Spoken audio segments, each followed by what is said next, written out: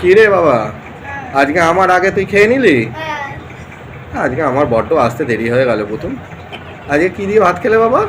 আজকে আজকে বড়ি দিয়ে আলু ভাজা দিয়ে ভাত খেলাম আর টকের ডাল দিয়ে বড়ি দিয়ে খেলাম, তারপরে টকের ডাল খেলাম। টকের ডাল খেলে আর কি খেলে? পোস্ত। পোস্ত। পোস্ত ছিল? কি পোস্ত করেছে মাম্মাম? ঝিঙে আলু। ঝিঙে আলু পোস্ত করেছে? দেখবে? আচ্ছা থাক, মাম্মাম এসে দেখাবে তো। না না, ছেড়ে দাও ছেড়ে দাও, তোমাকে দেখাতে হবে না বাবা। ওই তো মাম্মাম এসে গেছে, মাম্মাম এসে গেছে। ও আজকে আমার আগে ছেলের খাওয়া হয়ে গেল। আর কি করবো,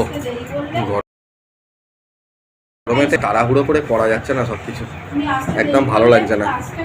হ্যাঁ না, হ্যাঁ দেখো, দাঁড়াও দাঁড়াও।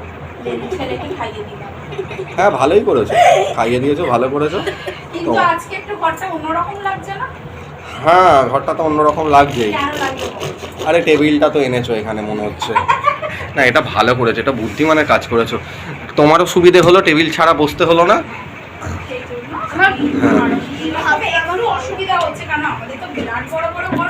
না না না, তো আজকে দুপুরবেলা কি কি মেনু হয়েছে বন্ধুদের সাথে একটু শেয়ার করব। হ্যাঁ হ্যাঁ হ্যাঁ, আজকে হয়েছে ভাত তো থাকবেই, ভাত আর দেখানোর কিছু নেই। আচ্ছা থালা, থালা থালা আর কি দেখাবে গো? তোমার জল, হ্যাঁ এই যে ঠিক আছে। জল। আমি কি বিছানায় বসে খাবো? না না, এতে বসে খাচ্ছি। আমি তোমাকে জিনিসটা জাস্ট সাজিয়ে দিচ্ছি। আচ্ছা আচ্ছা। থালা, জল, নুনটা আছে হুম বন্ধুরা, নুনটা আনা হয়। তারপরে হচ্ছে নেক্সট ভাত। হ্যাঁ ভাত।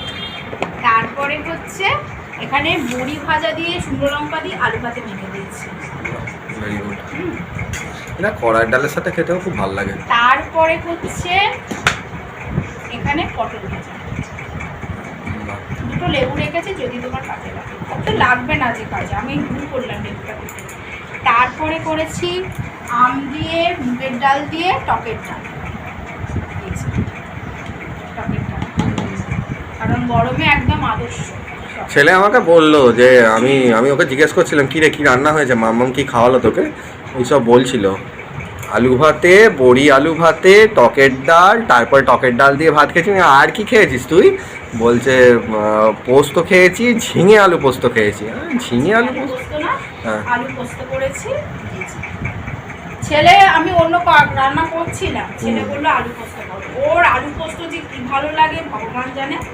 আচ্ছা আলু পোস্ত করলেই তো পাঁপড় লাগবে, পাঁপড়। তারপরে হয়েছে এই চাটনি। আচ্ছা ভালোই করেছো। এই হয়েছে আজকে আমাদের। আজকে শনিবার না হলে একটু ছট পেঁয়াজ খেতে পারতাম। প্রচন্ড গরম, মানে থাকা যাচ্ছে না। ওটাই। আজকে এই টেবিলটা আনার একটাই উদ্দেশ্য, বাইরে খেতে পাচ্ছি না। হ্যাঁ বাইরে একদম খেতে পাচ্ছি না, প্রচন্ড কষ্ট হচ্ছে। আর এখানে হচ্ছে আমার ঘরে এসি আছে, এসিটা না চালালে আমি একদম মানে হার্টফেল করবো। কেউই আমরা খেতে পারছি না। হ্যাঁ এসিটা আমাদের চালাবো বলে মানে ভাত খাবো। কালকে মেঝেতে বসে খেয়েছিলাম, আজকে চেয়ারটা টেবিলটা আমার যেহেতু হালকা টেবিল চেয়ার, মেঝে ঘরে ঢুকিয়ে দিয়েছি। আমার কাজ হয়ে গেলে আমার বাইরে ঢুকিয়ে দিয়েছি। ওই একটুখানি জাস্ট করা, একটা কাজ বাড়া, কিছু করার নেই। রিল্যাক্স করতে গেলে তো ছোট, কারণ তারপর আবার এখানে একটা শোকেস আছে, এই শোকেসটার জন্য আরো জায়গাটা প্লেসটা খেয়ে গেছে। সেই কারণে ওই টেবিলটা একটু নিয়ে আসা নিয়ে যাওয়া করতে হবে, কিছু করার নেই। এবেলাটা তুমি করেছো, আমি ওবেলা করে দেবো, উপায় নেই। কিন্তু গরমের হাত থেকে তো কমসে কম বাঁচবো। বন্ধুরা এই হয়েছে আজকে আমাদের দুপুরবেলাকার গরমের আদর্শ রেসিপি। হ্যাঁ আমাদের কাছে আদর্শ, অন্য লোকের কাছে নাও হতে পারে সেটা, সবার কাছে তো। তবে আমার মনে হয় যে রেসিপিটা হয়েছে এটা আম বাঙালির কাছে ভালোই লাগবে, যদি আম বাঙালি এখনো আম বাঙালি থেকে থাকে। আম বাঙালি আর বাঙালি দুটোর মধ্যে তফাৎ আছে। হ্যাঁ সেই হচ্ছে কথা। যাকে আমি সব তর্কে যাব না। এই হয়েছে আজকে আমাদের দুপুরবেলাকার রেসিপি। তো এই রেসিপিগুলো তোমাদের কেমন লাগলো বা এই ভিডিওটা তোমাদের কেমন লাগলো অবশ্যই আমাকে কমেন্ট করে জানাবে। আমার ইউটিউব চ্যানেল ব্লগ উইথ মৌমিতাকে সবাই একটা সাবস্ক্রাইব করে লাইক কমেন্ট করে পাশে থাকো। আর আমার এই ভিডিওটা যদি ফেসবুক থেকে কেউ দেখে থাকে, ফেসবুক পেজ মৌমিতা চ্যাটার্জিকে অবশ্যই একটা ফলো করে দিন, লাইক কমেন্ট করে পাশে দেখুন।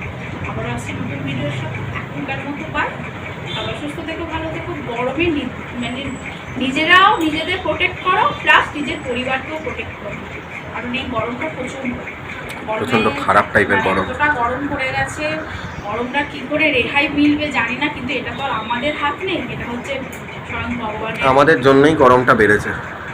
প্রকৃতিকে ধ্বংস করলে এরকমই হয়, প্রকৃতি ছাড়বে? প্রকৃতি যখন রোষ নিতে শুরু করে তখন মানুষ তো তুচ্ছ, তাই। ঠিক আছে, চলো বন্ধুরা, আর কথা বাড়াচ্ছি না, এবার খেতে বসতেই হবে। খাবারগুলো দেখে আর বসে থাকা সম্ভব হচ্ছে না। Bye bye.